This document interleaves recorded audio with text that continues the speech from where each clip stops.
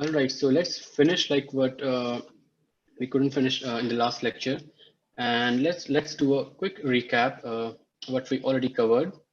So the basic idea of corner detection was we want to see like if we have a small window and if we shift that window in that surface, and if there is like enough or sufficient intensity change, we consider that as a corner.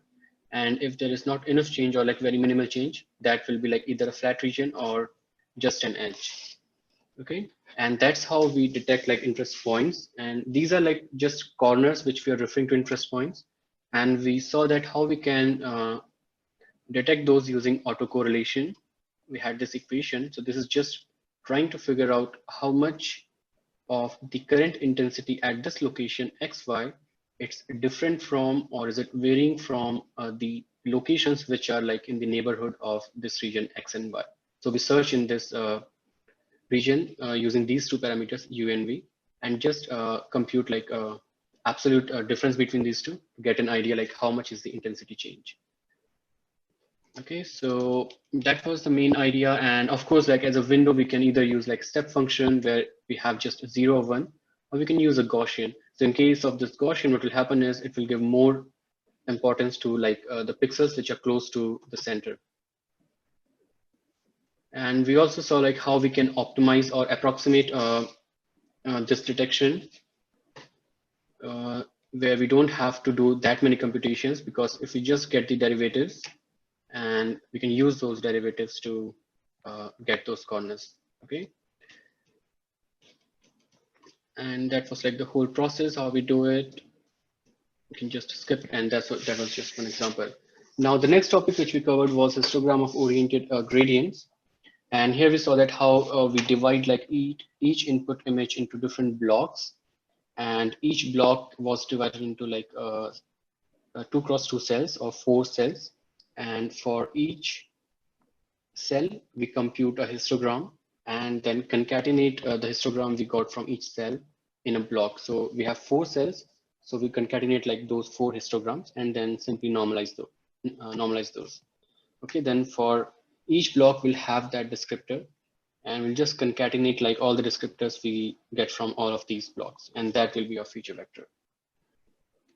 And this was one example. So today we are going to talk about SIFT. Now, SIFT does exactly like what we just talked about. So first, it tries to determine the interest points in the image, and which is almost similar to like corner detection, which we did using Harris corner detection. There is like a slight difference. We'll talk about what that difference is, but the idea is like detecting those points. And then the second step of SIFT is extracting a feature descriptor like from that key point. And that's exactly what we do in histogram of oriented gradients. Given a region or given a block, we extract a descriptor. And the way we extract a descriptor in SIFT, it's almost identical to the way which how we did in like HOG. Again, there is a slight difference, and we are going to see that. Okay, so that was the overall idea. So this SIFT was proposed by Dr. Love, and this is one of the most influential paper in computer vision community. And I checked yesterday, and it has around 58,000 citations, and that's a lot. So Dr. Love, he has in total, I think, around a bit more than 100,000 citations in all the papers he has published so far, and this one has 58,000. So it's like contributing more than half of whatever he has so far. So this is a big deal. And so let's see like what SIFT is.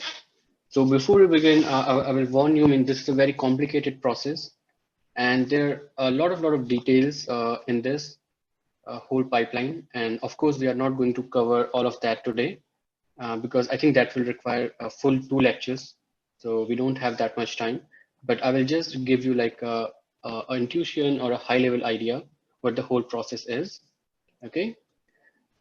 Now, the idea in SIFT is we want to extract key points in such a way that those are like invariant to translation in the image or rotation in the image.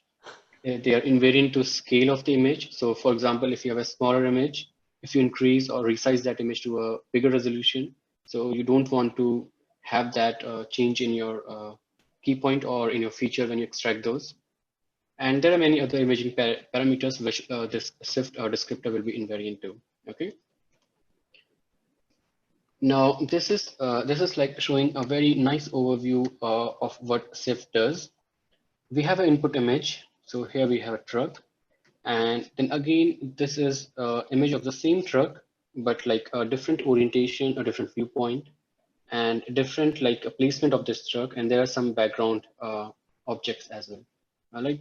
So the way SIFT will work is it will determine these key points, which are shown here using like these yellow blocks. And if I give this image to the SIFT descriptor, let's say it determines these five key points. If I give like this image, let's say it determines like these 3 key points.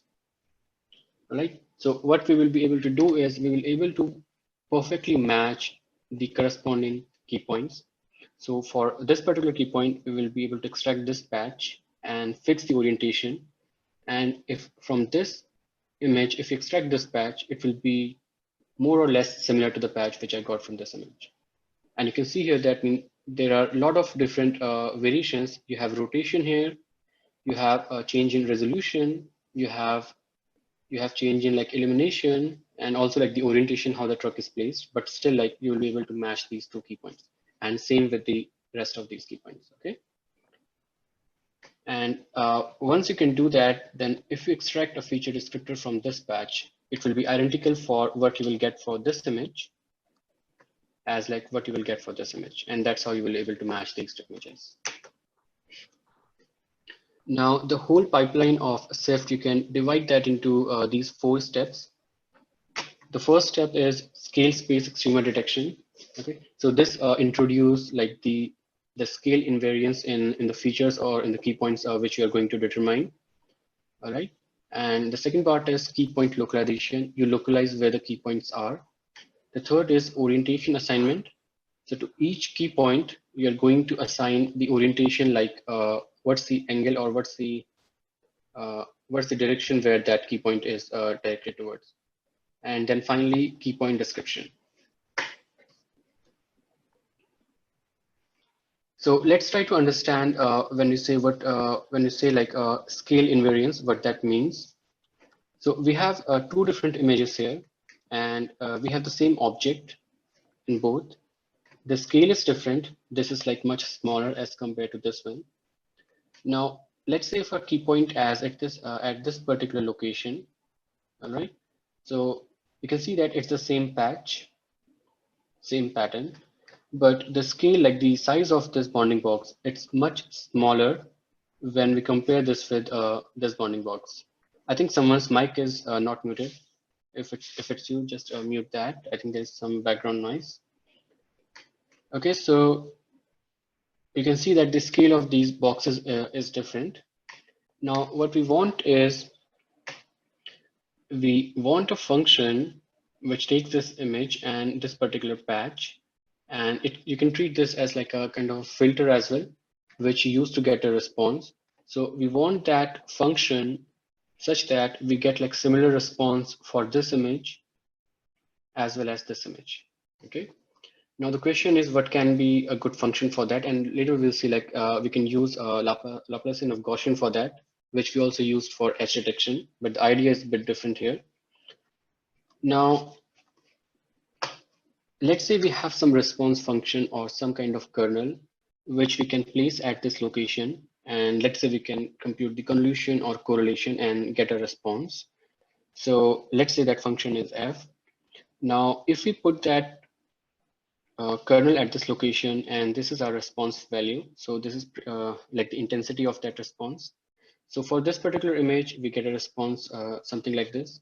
For this one, we get something like this. Now, if we keep increasing the size of this box, you can see that this response is going to change. Okay, so in this case, it's increasing. In this case, also it's increasing. Now, here you can see that if we increase like to this particular size, it's kind of out of, it's covering like the neighborhood as well, because our original patch was much smaller than this. And that's the reason the response is going down, because the pattern is not exactly matching. You have some background noise as well. So that's causing this intensity to drop. But in this case, still the size is smaller than what compared to like the pattern which we are looking for. So it's still increasing. And if we do that like for multiple scales, here you can see that we got a peak at this particular location. And for this image, we got a peak at this particular location, which means that for this particular image, the size of the kernel should be somewhere at this point. Okay. And for this image, it should be somewhere at this point. So this is showing exactly the same thing. It means that if we use the same scale or the same size of the kernel on two different images where the scales are not like aligned, then you're not going to get like similar responses. And that's why what we need to do is we need to change the scales of these kernels when we are trying to get a response from a particular region. And that's the idea about like that scale space, which we're going to see next. So before moving on to that, we were talking about like what function we should use. So we used Gaussian or Laplacian of Gaussian for edge detection, right? So if you have a Gaussian, you compute the first derivative, this is something which you will get, and that's the second derivative. It's also like the Mexican hat. And so I think there's a question from Sentai, what does those points represent? So I think you are talking about these dots, right? Yeah, again, so guys, please use your mic. Okay, so this point is, so correlation, right? You have a kernel, then you put your kernel at some location in your input image, right? And then you compute the correlation. So you do element-wise multiplication and then add those values. So you get a point, you get a number. So that's your response of the kernel for a given location. So this point is showing you the same response. So this is your kernel size, and you are putting that kernel in this particular location, and you're just trying to find the correlation. And this is like just the intensity of that response. Okay, great. So right, so second derivative will give you something like this. That's like LOG, and we have used that for edge detection. Now, in this case, we are going to use this Laplacian of Gaussian for blob detection. Because if you easily, if you see this curve and if you try to visualize this in like two-dimensional, this looks exactly like a blob. So from filtering, when you apply a kernel at any input image, then you're kind of doing pattern matching. So if the pattern in the input image matches with your kernel, then you get a high response, right? So whatever pattern you want to detect in your input image, use kernel like using that pattern. So that's what we're going to do here. We are going to use this this blob, which is like Laplacian of Gaussian, and we're going to detect blobs in the input image. And in fact, like we define interest points using these blobs.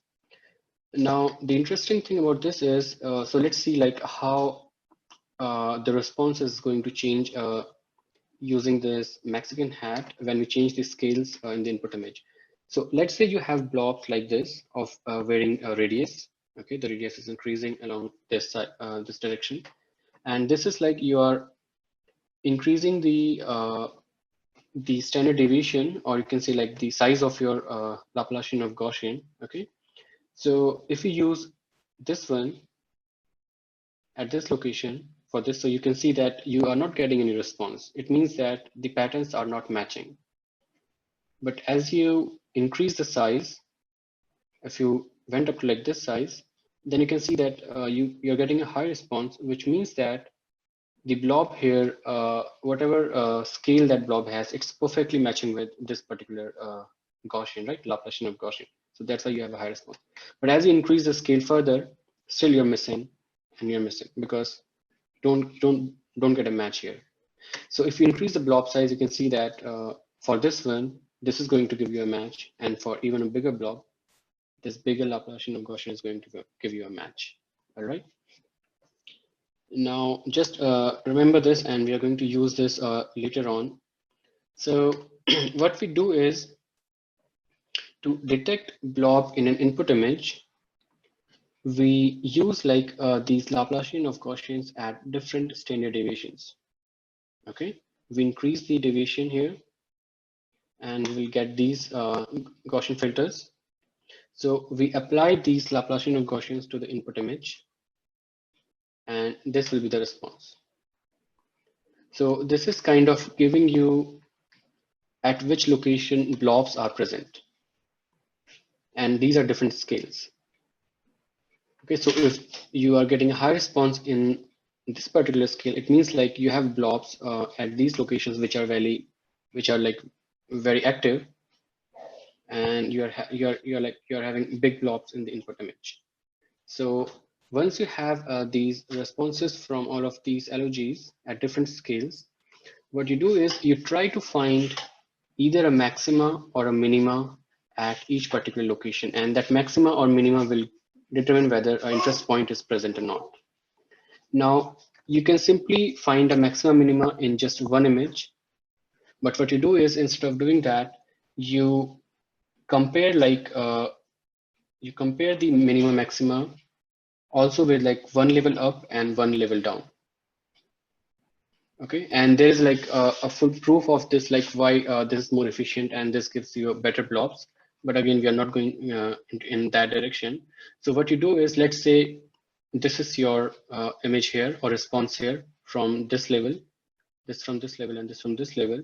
So if you are going to figure out whether at this particular location there is a blob present or not, you will have to see that whether this point is a local minima or maxima. So what you do is you compare the response at this location with all the responses in the neighborhood in the same scale and also in the next scale and the previous scale. So if this one is like a local minima, then you say, okay, there is a blob present. And you do that for like all of these levels, all the pixel locations. And then based on like if you find any maximum minima, those will be your blobs. And of course, like after that, there's a lot of post-processing as well, like getting rid of any unwanted blobs, which we have determined. But again, we will not cover that. So now another interesting approximation was done in this paper, which was like, instead of computing the Laplacian of Gaussian, what we do is we just approximate that with difference of Gaussians. Okay, so this is like a nice visualization of that proof. So we don't have to look into like equations and do the derivations to understand why we can approximate the LOG with a difference of Gaussian. So we just look at this plot. So what we are showing here is you have a red Gaussian. Okay, so this is like a small standard deviation. Now what we do is we we increase the standard deviation and get another Gaussian. So this green one. All right, so you have these two Gaussians. Now yes, there was any question?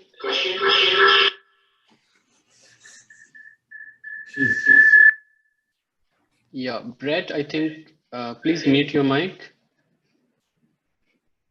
If you have a question, I think your voice is not coming clear, so you can put on chat.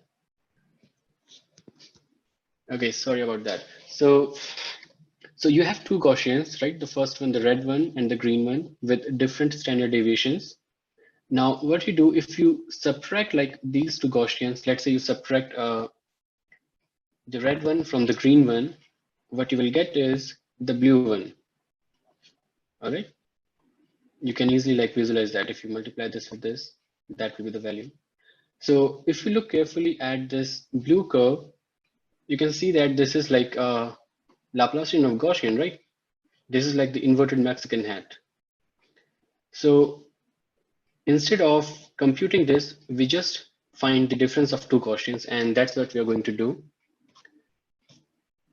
So what we do is we first blur our image with any standard deviation, let's say sigma, and then again blur the image with the bigger standard deviations. We multiply with k. Again, this k is a parameter which I think was found empirically, and I think the value which was found optimal was I think square root of 2, but that's fine. We don't have to worry about that. Now we just subtract 2 from 1, and whatever result we get, that will be like the effect what we get after applying the Laplacian of Gaussian kernel. Okay, so this is just trying to visualize that. This is the output from first one, output from second one. You subtract, you get this Laplacian of Gaussian. So this was like the approximation which was done while computing SIFT, and I think that's why it was pretty fast. I think you can, compute these features in real time. So let's try to understand that a bit in detail. So what we do here is, earlier we saw that we just apply the Gaussian kernels at different scales, right? So in this case, what we do is we have the input, we apply the Gaussian, and then we increase the standard deviation, which we also call like scale. We are increasing the scale. And so we'll have these heat maps or these responses or the blurred images. And then we subtract like the subsequent blurred images, this by this, this by this. So then these are going to be difference of Gaussian, and it will be similar to like what we had in Laplacian or Gaussian. Now what we do is we don't do that at single scales. We subsample the image, we reduce the resolution, and then repeat this process. Okay, so this one stack is called octave. So we will have another octave, and this whole thing is called scale space. All right, so what we are going to do is we are going to find the minima and maxima the way we found earlier. Okay, so this is just illustrating what we saw in the previous slide. So now what we're going to do is, similarly, we will take like 3 subsequent responses and try to find out like whether this particular point or this location is a minima or maxima. And since we have multiple octaves at different resolutions, so we are trying to find those blobs at different scales as well. And that's why it's like scale invariant. Okay. And this is like something which we will get. So larger circles mean larger scales. It means like the Laplacian of Gaussian, or the difference of Gaussian which you applied, it was much bigger. And that's giving you like the size of the blob. The smaller is like a smaller scale. So this is like what you will get after applying that SIFT key point extraction algorithm. And these are your key points.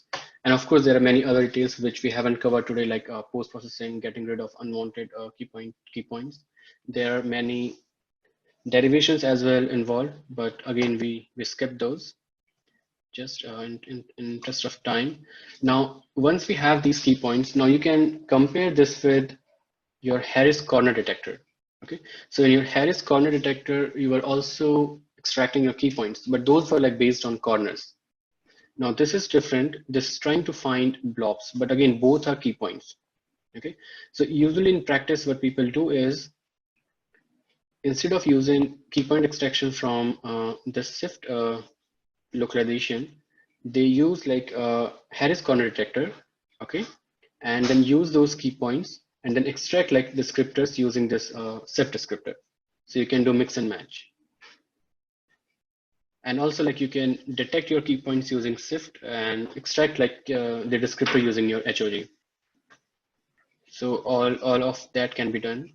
Now let's see like how we can use these key points further. So let's say if you detect a key point at this particular location, you extract that patch and you have to do some resizing as well based on like how bigger your key point is. If it's too big, you might want to rescale it, make it smaller. If it's too small, you might want to upsample it. Okay, so that's the center of the patch. Now what you do is you just perform derivative in x direction, derivative in y direction. That's going to give you edges. You find the magnitude and you find the orientation, right? Exactly as you're doing in your programming assignment 1. So once you have the orientation and the magnitude of the edge for each pixel location, what you do is you create a histogram. And in this case, like the histogram, I think the bins were from 0 to 360 degree, which means like we have directional edges. So the edges, if it's like to the towards the vertical direction, you will have 2 different orientations. because you are considering not just considering 0 to 180 degree, you are looking at like full 0 to 360 degrees. Now, based on like the bin, like we saw in the last lecture, we just accumulate based on the magnitude of that orientation. And eventually what will happen is you will have one kind of orientation, which is like represented by a bin. You will have like a higher response. So you say that this particular key point is aligned in this direction. Okay, so in this particular case, we can see that we have two different orientations, this one and this one. And so what we do is we also define a lower threshold and upper threshold. So upper is just 100, that's fine. But we have a lower threshold, and depending upon how many of these bins cross that threshold, will have that many key points. So it's not just that if we have detected a key point at this location, we will have only one key point. So we can have multiple based on how many orientations or active orientations we have. So for example, in this case, we will have two key points for this location, okay? And for those, the only difference is the orientation. Now, this page will have orientation for all the key points which we have detected. And that's the reason like we detect lots of key points using SIFT when we compare this with like Harris corner detection. Okay, so yeah, we select the dominant orientation. Now, the other thing is, we said that we saw earlier that these SIFT descriptors are orientation or rotation invariant, right? So to make that happen, what we do is we normalize the orientation.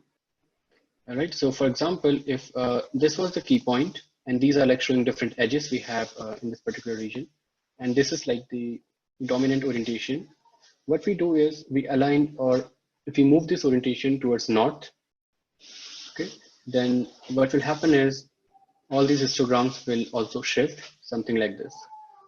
So if all the key points are oriented towards north, then we don't have to worry about like the rotation, because if the original image was rotated, then eventually you are going to rotate that particular key point based on the dominant orientation, and all in most of the times it will be oriented towards north. So that will make it a rotation invariant. All right. Now the next and the final step is how we can extract the SIFT descriptors. So what we do is we consider each key point. We take a 16 cross 16 window around that detection, and of course we'll have to perform some kind of scaling and resizing of the patch which we get. And we already have like the orientation. We also know the scale.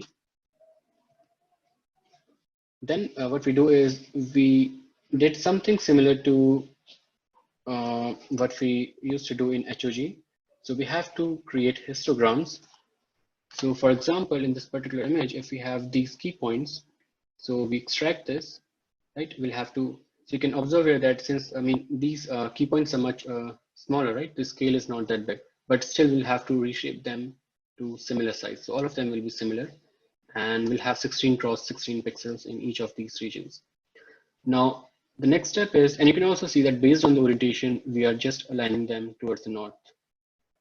So even though like the orientation here is not at like right angle, right?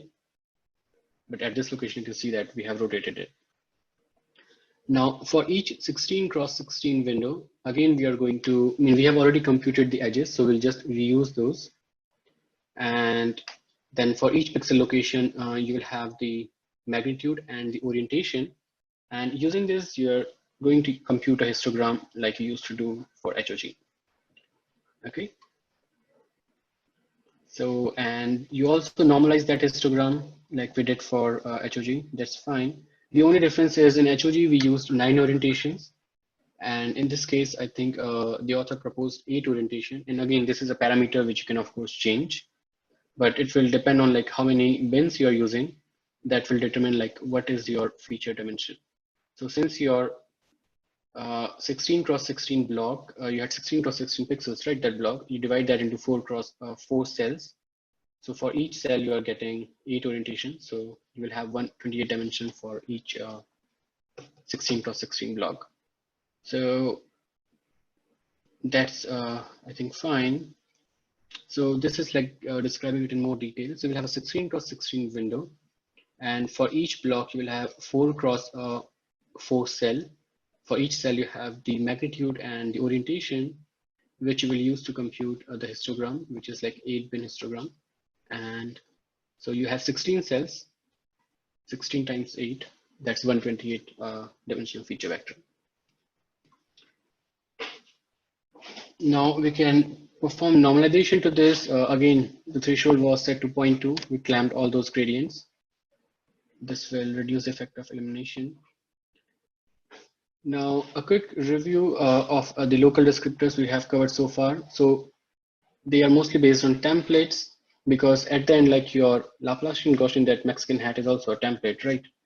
And they are based on histograms, or they are based on like combination of these two.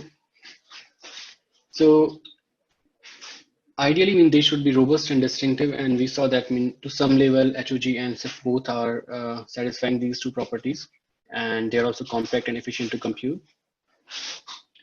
So again, like since we are using derivatives, so most of the time these descriptors are based on edges in your images. So in fact, like your images can be colored, right? But so far we haven't made use of any color information. So it's just edges. And that's all I think have for the classical feature extraction. So any quick question before we move on to the next lecture?